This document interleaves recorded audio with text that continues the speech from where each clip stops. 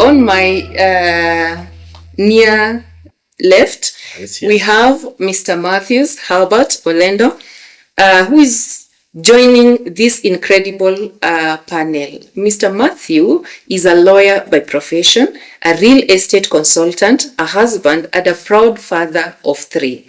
Over the years, he has built a solid career in real estate, working with individuals and organizations to shape investments and create opportunities. Beyond his professional work, he is very passionate about mentorship, purpose-driven living. He will be telling us more about that, and also helping the next generation to navigate life with clarity and confidence.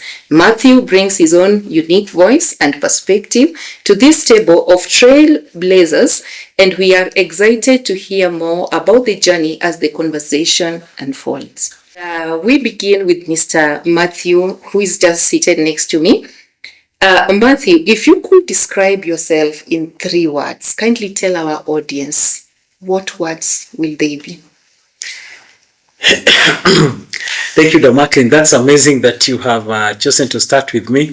I thought you were going to take the gender trajectory where we always say that ladies first, but I'm so thankful. If I'm to describe myself, I am a purpose-driven person. I want to believe that I always strive to do that which aligns with what I believe is the main reason why I exist. So I'm purpose-driven. 2, I'm a family-loving person. And yes, thank you. So, thank you so much for family-driven. There is that bit of family-driven and purpose-driven person, which is good. We'll be coming back to it. Before we get to that, what is this one childhood memory that speaks to you? Or rather, when you remember it, it puts a smile on your face. Okay. It's so amazing that when we talk of childhood, then the perception always is that there should be much that puts smile on people's faces. Well, thank you for giving me that golden opportunity to start with that which puts a smile on my face. I think for me it is the originality of my childhood. I think during my time, you have just rightfully mentioned I'm a father of 3, so somebody would want to guess that I'm not so much of a Gen Zer or all those things that you say, but I should have been there for some times back.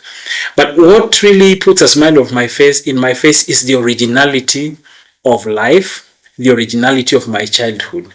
You know that growing up, there was not much influence into behavior as it is today. There was not so much intrusion into culture by westernization as it is today. And screens were few, if at all they existed. So the life was a bit original. And you know what? That makes me to have a lot of internal confidence in me as a person. So that really puts a lot of smile in my face and inside me. Thank you. Thank you so much. Looking at your profile, you are a lawyer, at the same time you are a real estate investor. When you were young, what was your dream? It's amazing. Huh? It's only when you grow up then you realize that dreams can either sometimes just remain dreams or they are, those kind of good or rather theoretical concepts that we have in life in general. So when you ask me what my dream was when I was young, well, I didn't even dream to be a lawyer to begin with, because there were not many lawyers to look up to. Yeah, I actually thought of literally I was thinking of being an accountant, because the nearest person I would see in our school was Bazaar, and his tie was always very long and his shirt with a small car. Yeah, he didn't have, there was no car. But his bicycle looked a bit clean. So that was then. I think that might sound so historical now. Yeah, but I thought of being something finance. It's amazing how in the times you would even not find anybody who would, you would sit for your KCSE, and by the time you're sitting for your KCSE, then you are told there are some forms here to fill, and then your teachers, who probably, and in all by all standard I want to say this respectfully, perhaps the most that they also knew was just being a teacher. And there was not so much exposure. That was me. So now, so now the best you would admire would either to be a teacher or be a government employee. Those days we used to call them Karan, that's cashier in another way. So I thought of being a finance guy. What that meant, I don't really quite understand. But coming from a very, very rural setting, in the very remote ends of some nondescript village, stuck somewhere where a tarmac road in itself was quite history, it would not be easy to have a dream that would be put into context today. So for me, I shaped my dream going forward gradually. So the law thing, then you would want to ask me, then how does the law thing come in? Is it just by some form of default, or you do? So I find myself coming to the city to seek for education, and probably this would be the letter that I probably have written to myself, and I should just go ahead and read it. So I find myself into the city with the hope of getting higher education. Now the village is not villaging too much, and there is not much in the coffers to send me to any other meaningful institution, having done so well in my KCSE. So I come here into the city, and I think that the city is like boarding a matatu, that you go back and you come back with a job, because people wake up in the morning, they say tunaenda kutafuta kazi. So you think that jobs are things that people go to town and download and they come back with them. And so then I get so much surprised that is not the case. So I hustle left, right and center. I get into my first university. I walk to that university on foot. This is a story that I've got to put very short.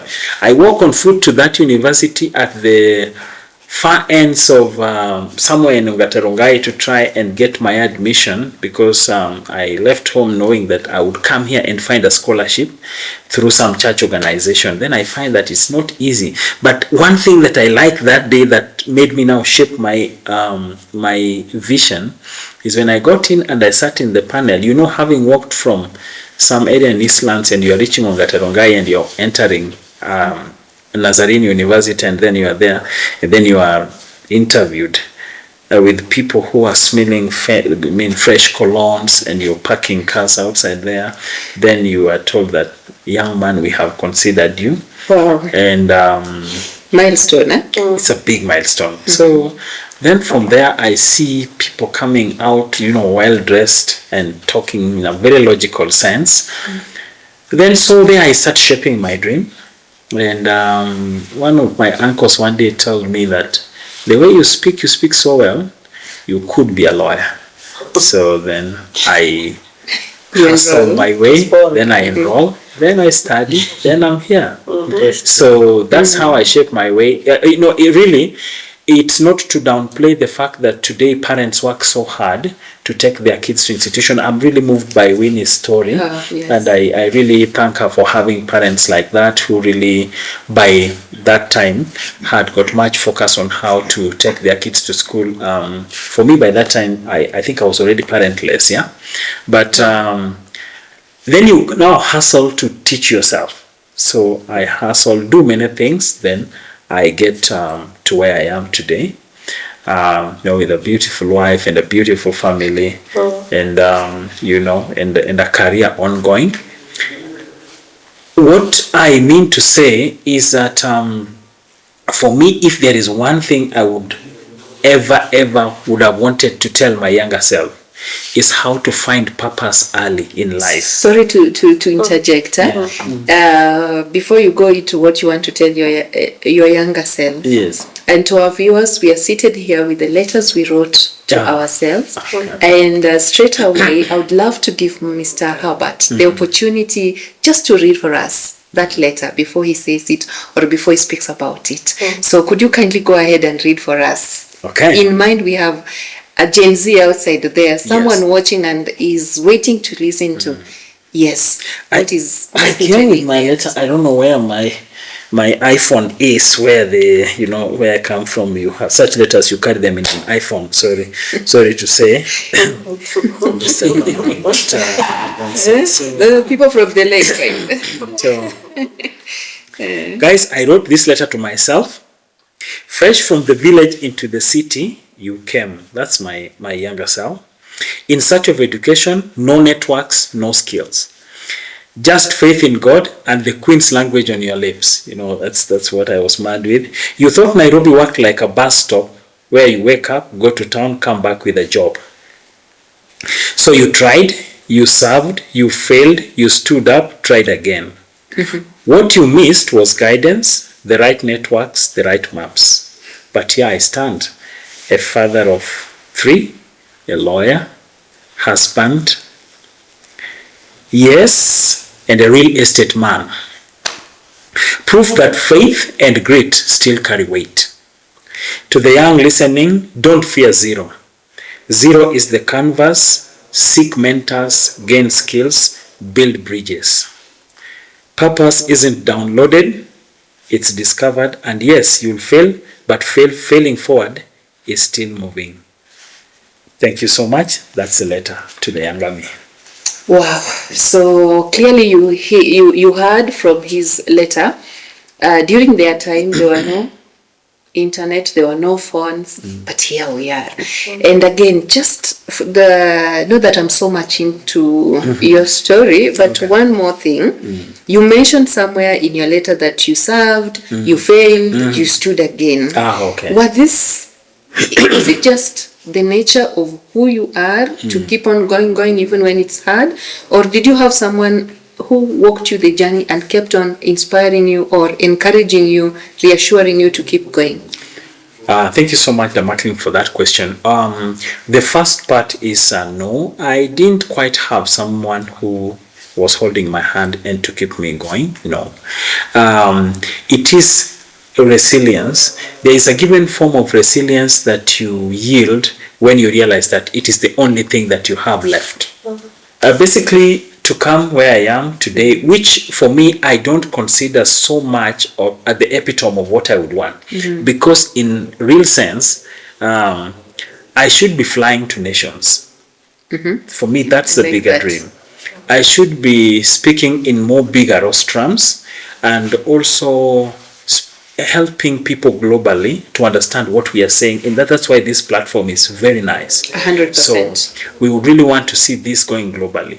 So I always challenge myself that I should not be driving in streets of Nairobi. We should be flying to Heathrow, speaking there. We go to Vancouver, all these places.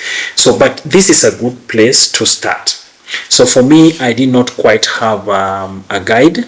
I didn't have somebody holding my hand. It was out of sheer resilience and, the force that pushes you from the furnace that then makes you to shape up your vision and you move ahead. And here you are today. Exactly. Yes. Thank you. So, Mr. Herbert, we've been close with you. Your parting shot, where can we get you? Okay. And I'll also go ahead and request you to tell our viewers to subscribe, to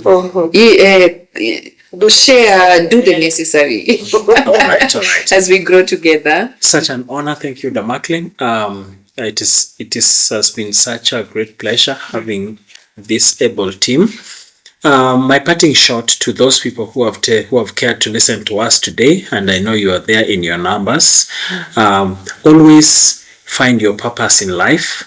That is one gray area which for a long time has not existed, but right now many speakers have come up to help people find their purpose in life. That's number 1. 2, self-educate. I like the Winnie's idea. These days you can learn anything you want to learn because information is available in abundance in online. Personally, I'm passionate about real estate. That's what I do. I can help you invest if you want to buy an apartment, you use it for Airbnb or to live in it, or if you want to enter into the space of hotel apartments, whereby you buy an apartment and then you let a hotel manage it for you to maximize your returns, I'll be able to help you with that.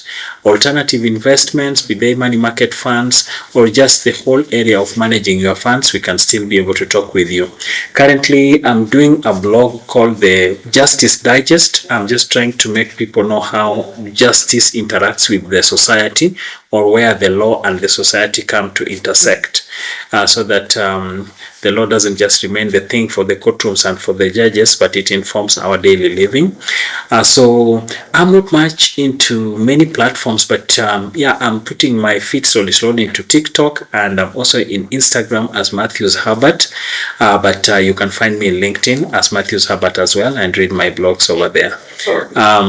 We urge you that once this YouTube channel rises up, please blast it everywhere. Just click in, subscribe and share, and be our friends. What we are doing is to be the people's channel. Thank you so much.